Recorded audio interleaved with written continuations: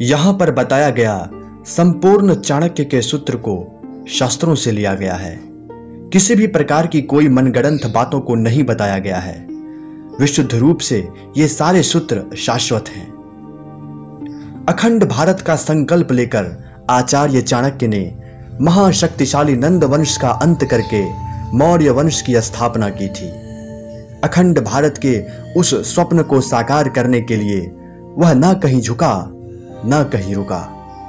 उनके द्वारा बताए गए चाणक्य नीति को आज भी हम अपने जीवन में उतारकर प्रत्येक समस्याओं को बारीकी से समझकर उसे खत्म कर सकते हैं, क्योंकि आचार्य चाणक्य ने साफ साफ शब्दों में कहा है, तदहम संप्रक्ष्यामि लोकानाम हितकाम्यया येन विज्ञान मात्रेण सर्वज्ञतम प्रपद्यते। मैं लोगों की भलाई की इच्छा से उन गूढ़ रहस्यों का वर्णन कर रहा हूं जिन्हें जान लेने मात्र से मनुष्य सर्वज्ञ हो जाता है, उसे कुछ जानना और शेष नहीं रह जाता।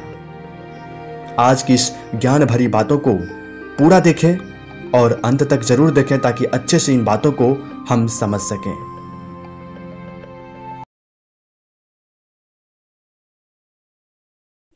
हमें किन लड़कियों से विवाह करना चाहिए और किन से नहीं, इसे आचार्य चाणक्य ने स्पष्ट रूप से अपने शास्त्रों में बताया है।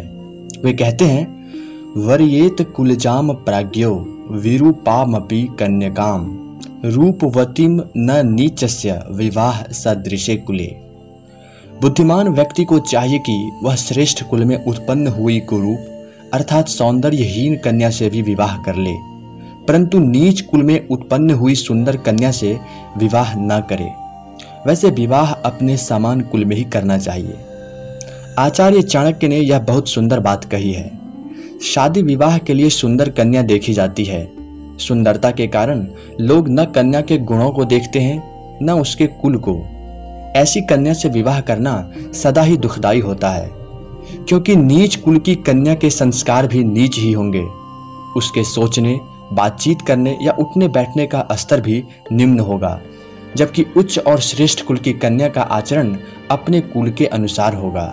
भले ही वह कन्या कुरूप व सौंदर्यहीन हो, वह जो भी कार्य करेगी उससे अपने कुल का मान ही बढ़ेगा, और नीच कुल की कन्या तो अपने व्यवहार से परिवार की प्रतिष्ठा ही बिगाड़ेगी। वैसे भी विवाह सदा अपने समान कुल में ही करना उचित होता है, अपने से नीच कुल में नहीं। यह कुल से तात्पर्य धन संपदा से नहीं, परिवार के चरित्र से है। आज हम लोग आचार्य चाणक्य के द्वारा बताए गए इन छोटे से सूत्रों को हम लोगों ने समझा और सुना।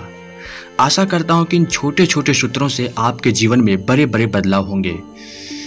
फिर मिलते हैं किसी अन्य रोचक सूत्रों के साथ। तब तक आप बने रहिए मेरे साथ, ताकि अन्य रोचक सूत्रों और स्पष्ट कल्पनाओं के साथ हम आपसे रूबरू हो सकें। तब तक के लिए धन्यवाद।